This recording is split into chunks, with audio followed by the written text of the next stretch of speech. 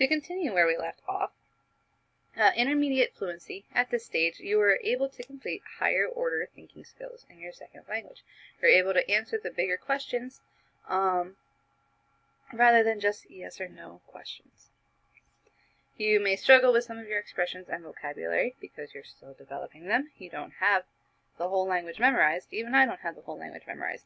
So you're still working on figuring out different expressions or even what they mean. A lot of idioms, people are not sure what somebody is trying to say, or may come across as the cat or the sky is actually raining cats and dogs. They're going to be really confused about it. However, we will have to explain to them, and they will start to learn these phrases more often. And then advanced fluency is obviously the last step, fluent in most or all situations that come across. Now, when you learn a language, there are 5 different subsystems to learning this language. The first one is phonology. Your phonology is simply the study of sounds and sound patterns. What does the letter P say? What, when I put these letters together, what do they make? Alright, so you've got an S, obviously in English says s, but sh says sh. SH says sh. If we go to this one, let's see if I have it up. There it is. All the sounds have a designated sound, or a designated symbol for that sound, as you can see here. And it shows you a little bit of where you make these words or these sounds in your mouth. This is one of my favorite things to study when it comes to linguistics. So if any of you want more information on how to help students pronounce things right, talk to me and I'll help you out. And you can check out this website to see what all these fancy words mean and how they show how you say a word. But, so when it comes to phonology, there are different sounds that kids have to make, and they need to understand how to make those sounds with their mouth as well. Morphology is just the study and structure and formation of words, as well as classifying them into different parts of speech and how they vary in form of grammatical reasons. So, simply, the prefix un means not. Keeping that mental note, if I put un in front of tie, untie means it's not tied, or it became, I can't even say that. Untie just means not, like unfinished. It's not finished, alright?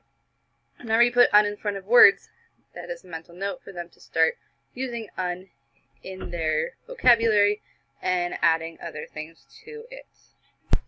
The next part of a language is the syntax, or the ways that the words are put together to form phrases, clauses, and sentences. Your example, I ran to the bank versus ran I to the bank. In English, it makes sense to have your subject or your noun before your verb.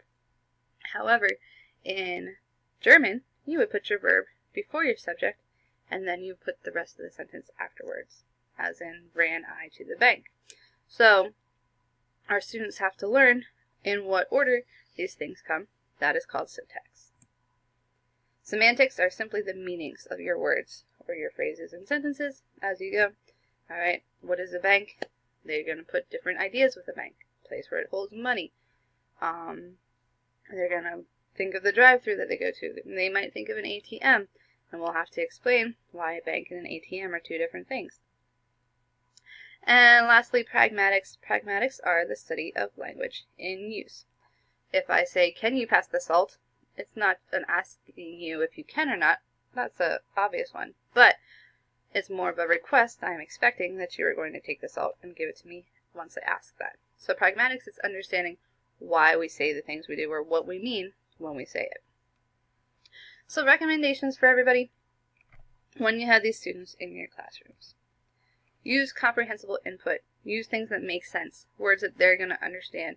You're not going to use big fancy words and terms that you'd have to know for an SAT. Alright? Use words that these students are going to be able to understand. The larger their vocabulary gets, the more intense your vocabulary can be with them. Use visual aids. If you see in the classroom, there's pictures everywhere in this picture. And using a picture helps students to understand what the words are that they're talking about. If I point to this picture and I say apple, you're going to know, or they're going to understand, apple is what is represented in that picture. So lots of pictures are fantastic.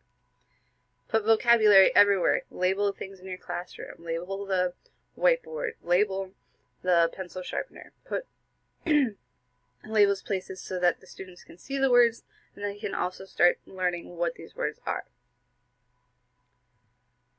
Focus, as we said before, especially for your new learners, on the ideas of listening, reading, and speaking. You want your students to hear this stuff. You want them to see it on their papers so they can start putting these words together, these sounds together to make these words, and you want them to start practicing it. Focus on the writing and the grammar after they've got that stuff down pat. As I said. Alright, meaningful communication. The other thing you want to make sure you're doing is being respectful. You want to help them feel comfortable. You don't want to make them feel like you're being very harsh, and because that will make them less likely to want to learn. So we want to make sure that they feel comfortable in their environment, and we want to make sure that they feel comfortable with us as their teacher, so they have the ability to make those mistakes and not feel judged. And total physical response, TPR, is just the way to help your kinesthetic learners. If I'm telling a kid to run, I might have him stand up and pretend to run in place. Or if I want him to walk or learn the word walk, I want him to walk in place or walk around the desk. You want to help your students learn different vocabulary by having them act it out. So that way they can put the kinesthetic learning with their vocabulary.